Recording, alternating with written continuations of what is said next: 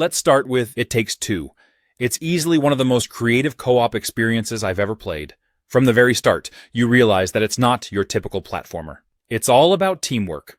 Whether you're playing with a friend, partner, or even someone you just met, the whole experience becomes this shared journey that's honestly so much fun. The level design is incredible. Every single level is packed with unique mechanics that are specific to that environment. 1 minute, you're in a garden where one player's watering plants while the other's chopping through obstacles. The next, you're in a clock tower, messing with time itself. It's never repetitive because each new area throws something different at you. The gameplay just keeps evolving. One of my favorite sections was when one of us could fly on this paper airplane while the other navigated obstacles on the ground. It's all about trust and coordination. What I also really appreciate is how the game balances difficulty. It's not too hard, but it does require you to think and communicate. There were moments where my co-op partner and I would be stuck for a minute, but it always felt rewarding when we figured it out together. You're constantly learning how to rely on each other's strengths, which is such a fun way to approach co-op. Honestly, what really stands out to me about It Takes Two is just how much fun it is.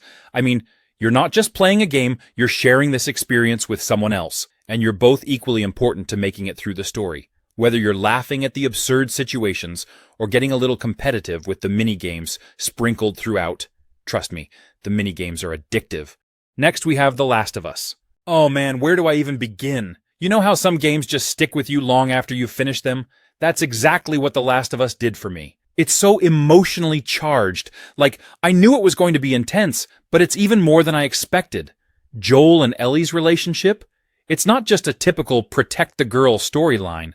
They feel like real people with real flaws. I think that's what I loved most, how raw and human it all feels. You watch them grow together in this messed up world, and it's not always pretty, but it's real. Speaking of the world, the post-apocalyptic setting is both terrifying and beautiful at the same time. Naughty Dog nailed that feeling of dread when you're walking through those overgrown cities. It's eerie, especially with the sound design. The clickers? Man, every time I heard them, my heart rate went up. And they're not even the worst part. The humans in this game? Sometimes they're scarier than the infected. But honestly, it's the quieter moments that hit me the hardest. There's this one scene with Ellie in the giraffe sequence that made me just stop and take it in. In a world where everything's falling apart, there are still these tiny glimpses of beauty, you know?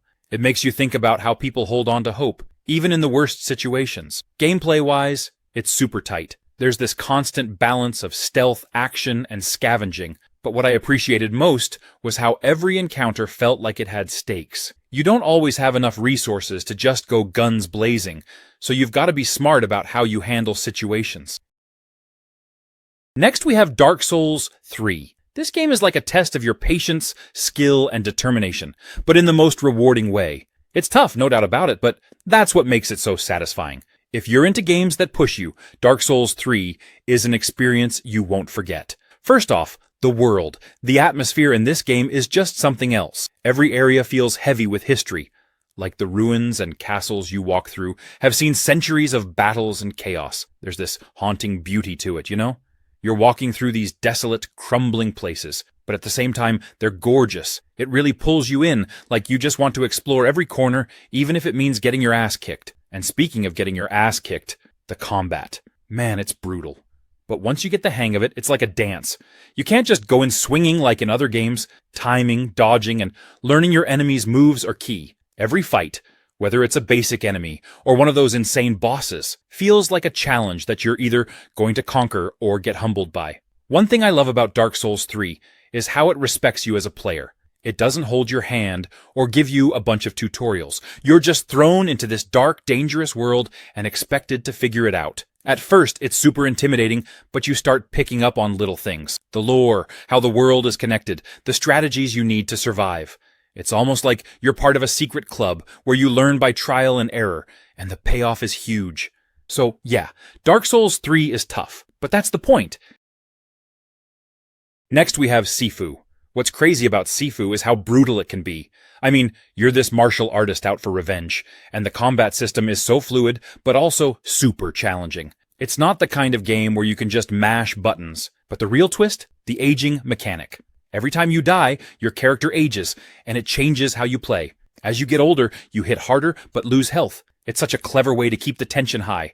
You're constantly trying to balance staying alive while still taking risks. There's this internal struggle like, do I push through this fight now, or should I retreat and try again later? The more you age, the fewer chances you have to finish your mission, which makes every death feel meaningful. The level design is awesome too. You're moving through these beautifully crafted environments, from neon-lit nightclubs to serene temples. Each one feels like a love letter to classic kung fu movies. The game's art style is sleek and minimal, but the environments are so detailed, and the atmosphere is on point. You really feel like you're living out this martial arts epic. What I also loved is how seafood doesn't hold your hand. The difficulty can be punishing, but in a way that makes you want to get better. It's all about learning from your mistakes and coming back stronger. Each time you die, you're learning the enemy's patterns, figuring out new strategies. It's got that Dark Souls vibe where every failure is a lesson.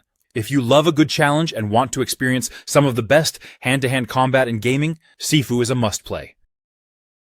Next we have Red Dead Redemption. Even after all these years, it's one of those games that still holds a special place in gaming history. It's more than just a cowboy game. It's a deep, emotional journey set in the fading days of the Wild West. You play as John Marston, a former outlaw, trying to leave his past behind. But of course, it's never that simple. The game's world, story, and characters are all top tier, pulling you into this incredible open-world experience. The gunplay is smooth, with that satisfying dead-eye system that lets you slow down time and pick off targets with precision.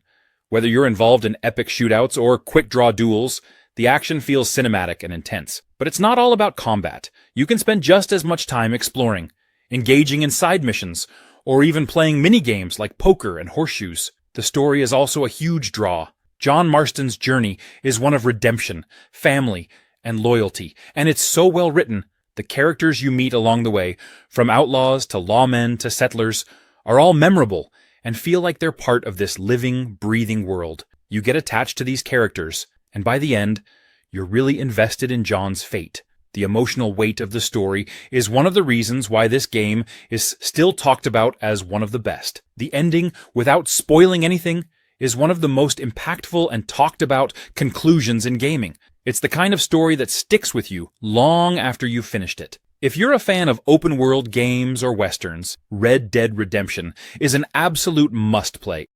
Next we have Final Fantasy XVI. I wasn't sure what to expect going in because the series has gone through so many different styles, but this one really grabbed me right away. First off, the story got this darker, more mature vibe compared to some of the other Final Fantasy games. I love how it dives deep into political drama, with all these nations fighting over the power of the Icons. It feels like you're watching this epic medieval fantasy unfold. And speaking of Iconso, man, those battles are insane. You've got these massive cinematic showdowns between these godlike creatures. The scale of it all is just jaw-dropping. Plus, the real-time combat system. It's smooth, it's fast, and it's so satisfying when you pull off these combos and juggle enemies mid-air. I think that shift away from the turn-based combat really helps the game feel fresh, you know? Now, the world of Valisthea is stunning. Everywhere you go, the landscapes just pull you in. From vast deserts to lush forests, it's one of those worlds that begs to be explored. I found myself constantly stopping to just take in the view. The towns and cities feel lived into each. One has its own vibe, and I loved talking to NPCs and learning more about the world's lore. Plus, the side quests, they actually have depth. It's not just go fetch this or kill that, but instead, they give you more context about the world and characters, which I always appreciate. I think the only thing that threw me off at first was how different it feels from classic Final Fantasy games. But honestly, it's a good thing. It's like the series is evolving, trying new things. Next we have Rage 2, a game that promised chaotic open-world fun, but didn't exactly blow everyone away when it launched. It's one of those games that had all the ingredients for success, but for some reason, it didn't quite stick the landing. Still, if you actually dive into it, there's a lot to love. What was the controversy here? Well, part of the issue was the huge expectations. The first Rage was pretty well received for its time, but it had some flaws. So when Rage 2 was announced, people were hoping for this massive improvement. Bethesda hyped it up with colorful Mad Max-style marketing and promised a game that was over the top and action-packed. But when players got their hands on it, some felt like the open world was a bit empty and didn't deliver on all that excitement. A lot of people also criticized the story, or the lack of one.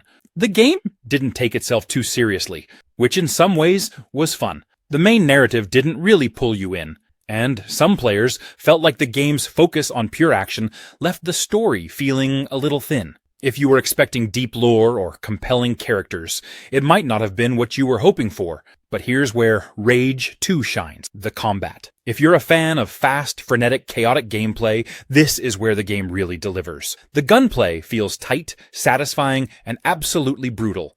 You've got all these cool powers and weapons that you can mix and match, which makes every fight feel dynamic and fun.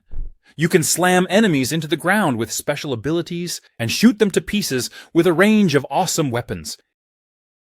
Next, we have Dragon's Dogma 2.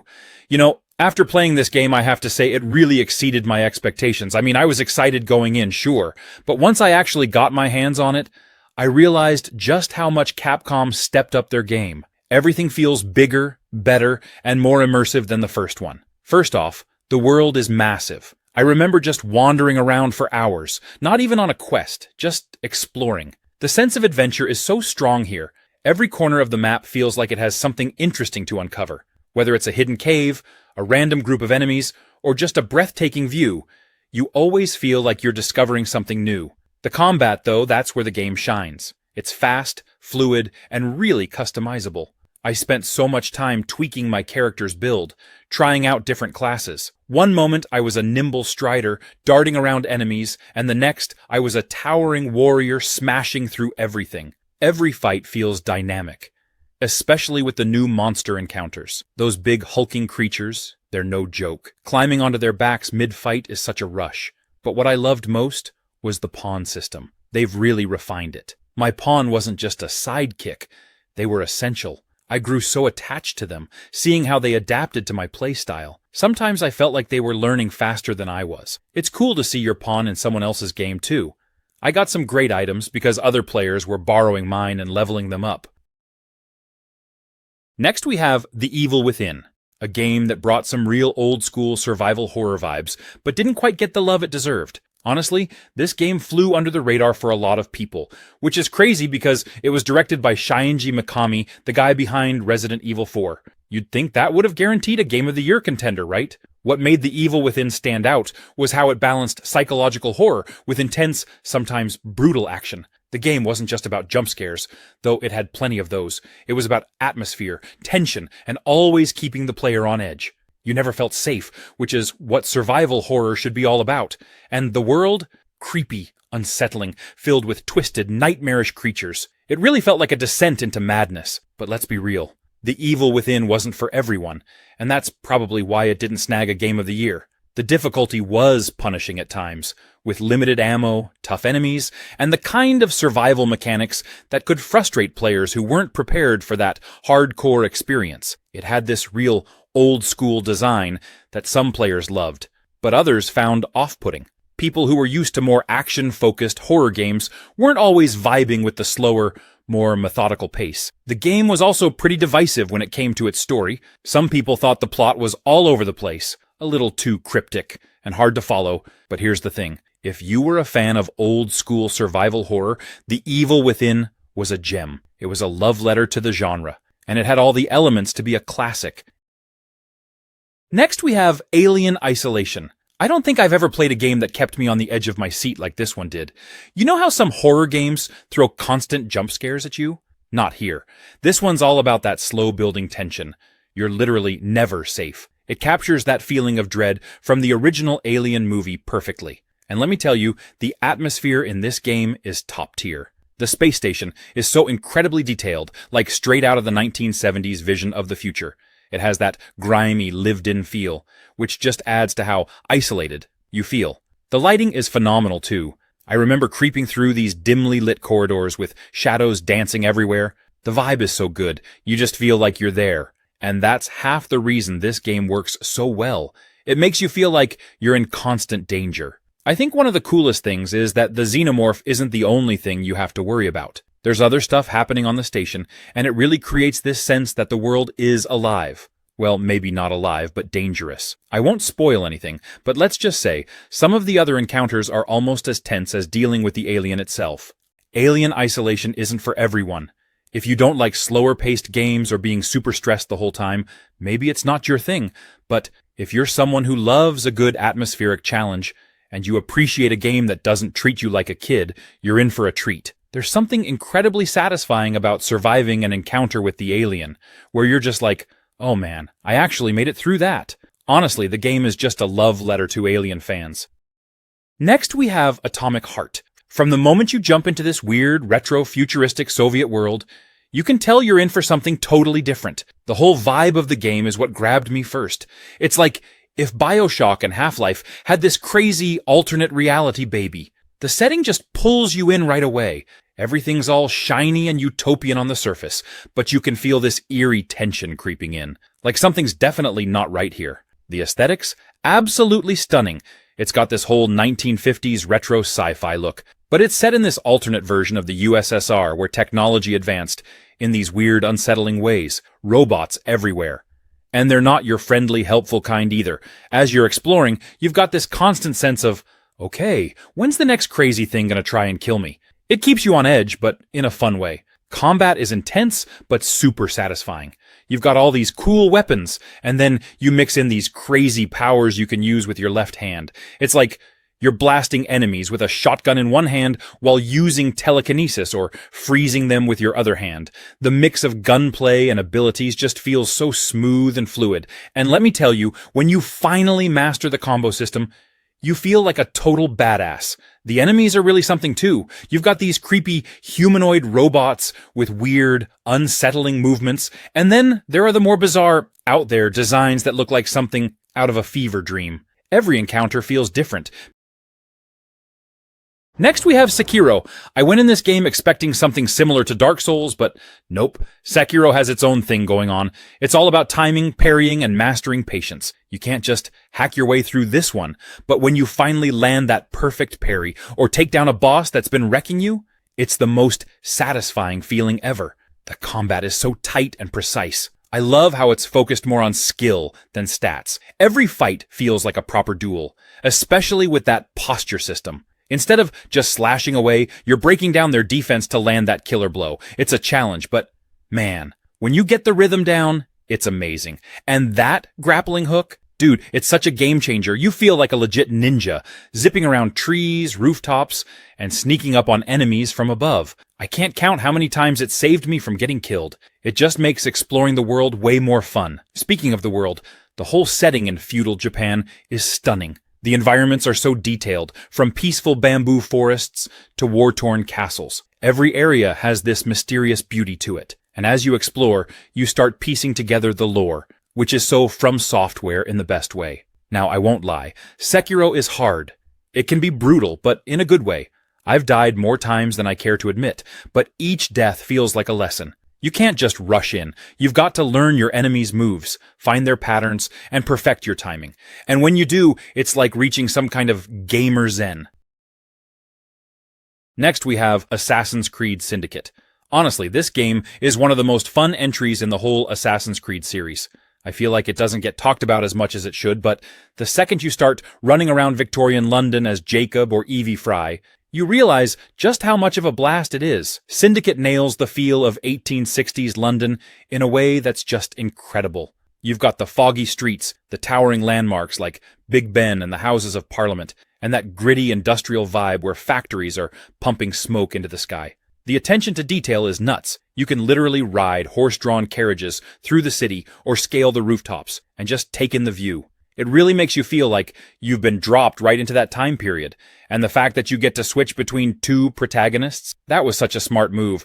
Jacob and Evie have totally different vibes, and it keeps things fresh. Jacob's all about getting his hands dirty and brawling with enemies, while Evie's more of a stealthy, strategic assassin. I loved switching between them, depending on the mission, or how I felt like playing. And the sibling dynamic between them is just great. The combat in Syndicate feels super smooth too.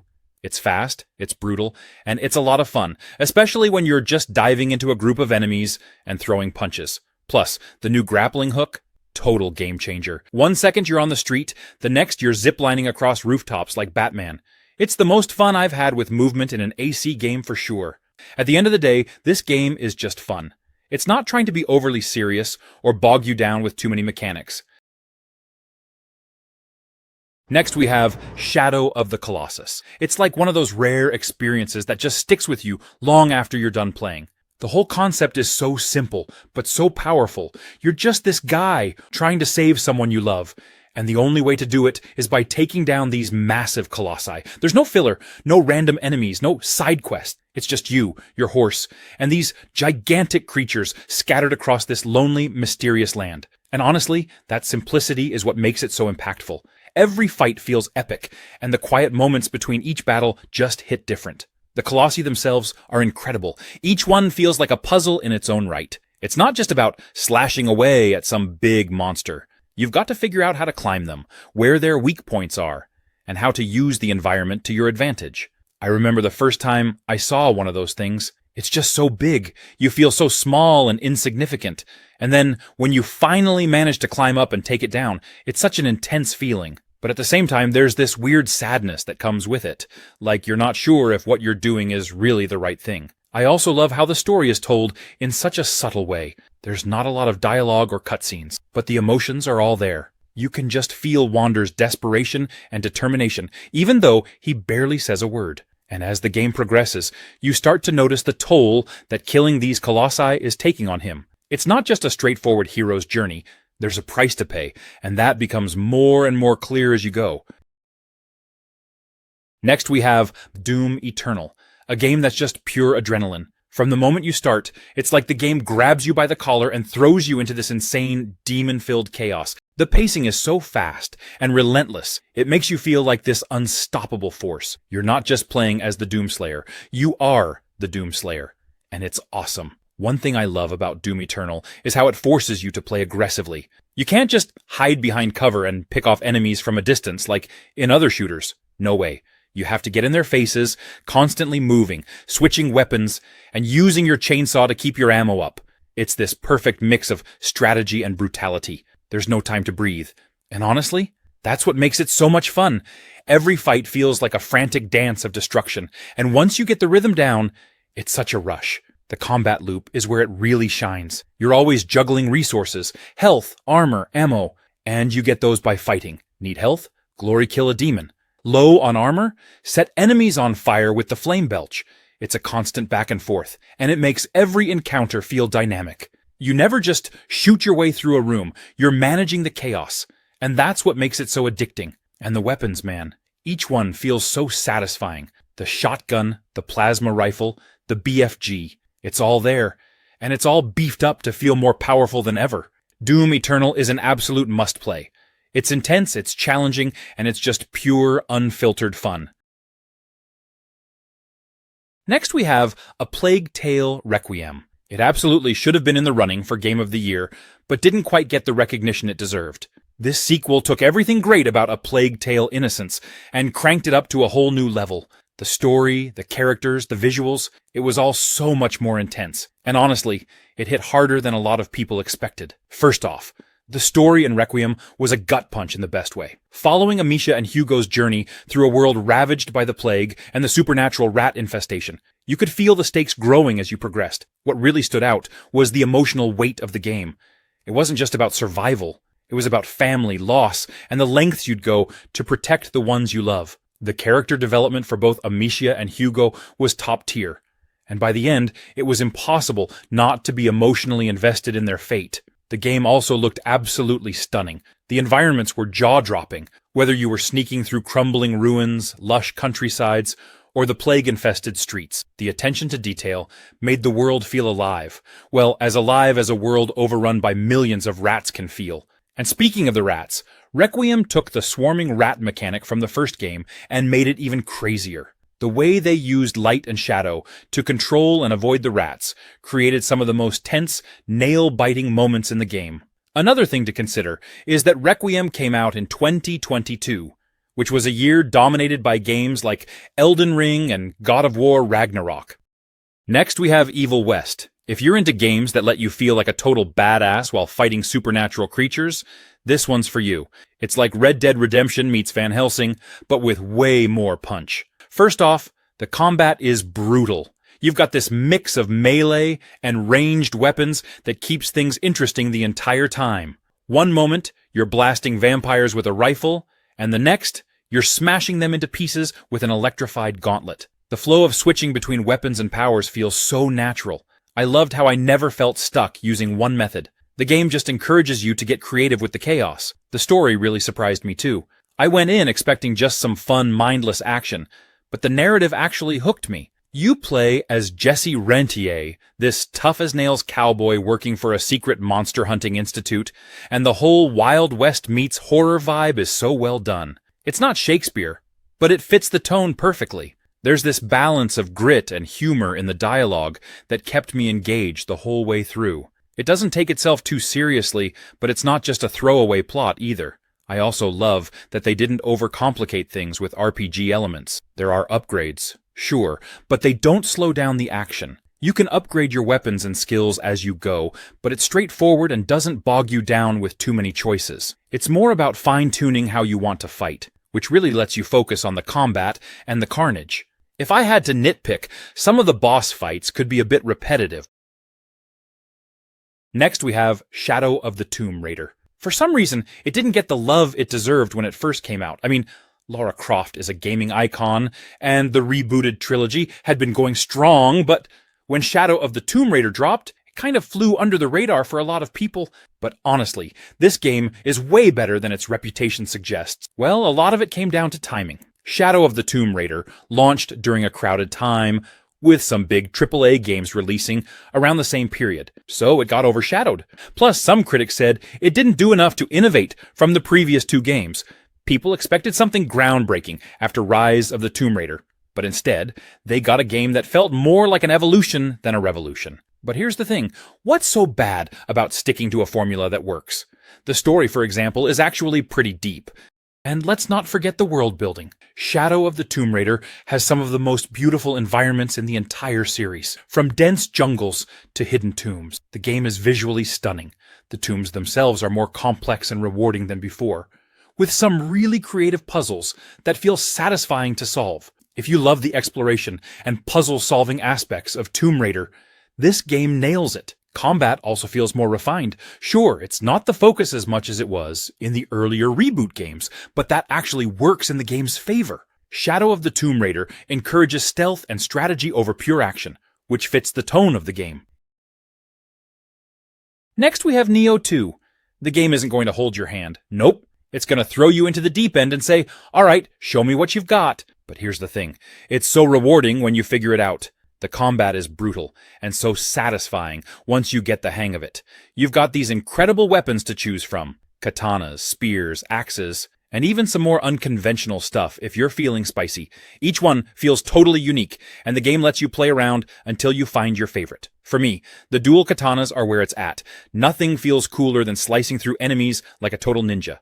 Oh, and the key system? It's genius. Managing your stamina during fights adds this extra layer of strategy. You can't just mash buttons and hope for the best. You've got to be smart. Time your attacks, watch your enemies, and plan your moves. At first, it feels like a lot to juggle, but when it clicks, it's like, okay, I see what you're doing here, Nioh 2, and I love it. One of my favorite additions to Nioh 2 is the yokai abilities. You're not just a badass samurai, you've got some supernatural tricks up your sleeve too. These abilities let you unleash devastating attacks, or turn the tide of battle when things get hairy. It's like, oh, you think you're tough, Mr. Demon? Watch this! It makes every fight feel dynamic, and gives you even more ways to experiment with your playstyle. The environments are steeped in Japanese mythology, and every area feels like a mix of history and fantasy. You've got eerie forests, ancient temples, and fiery hellscapes, each teeming with danger and hidden secrets.